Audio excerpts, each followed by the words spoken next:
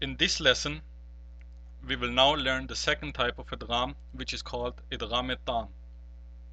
Now, as in the previous lesson of idgham-e-naqis, in this lesson of idgham-e-tam, we will also deal only with two of the 6 letters of haruf-e-yarmalun, which are ra and lam. Now remember, if noon sakin or noon tanween is followed by a lam or ra, the sound of the noon will not be pronounced.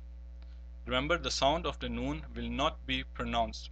In the previous lesson, we had actually to prolong the sound of the noon sakin or noon tanween, but in this lesson of idgham-e-tam, we will not prolong or even pronounce the sound of noon or noon tanween. In the examples that are given here, we can see that the first example, we have a noon sakin which is followed by a lam.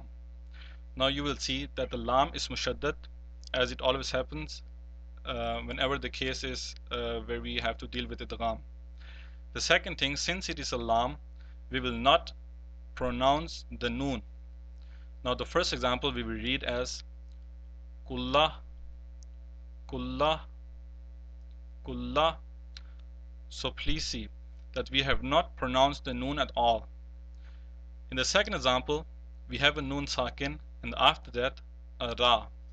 Now remember, since ra is one of the letters of ra and lam, therefore we will not pronounce the noon as well here. Instead, we will pronounce it as mir rabbi, mir rabbi. See, in this case we have also not pronounced the noon sakin. In the third case, we have a noon tanween and following by a ra. In this case, we will also not pronounce the noon tanween. And how will we pronounce it then?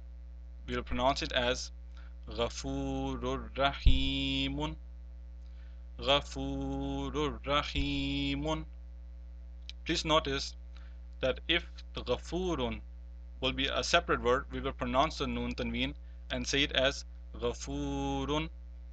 But since it follows by a ra and it becomes the second type of idgham-e-tam, therefore we will not pronounce the tanween here and only say Ghafurur Rahimun.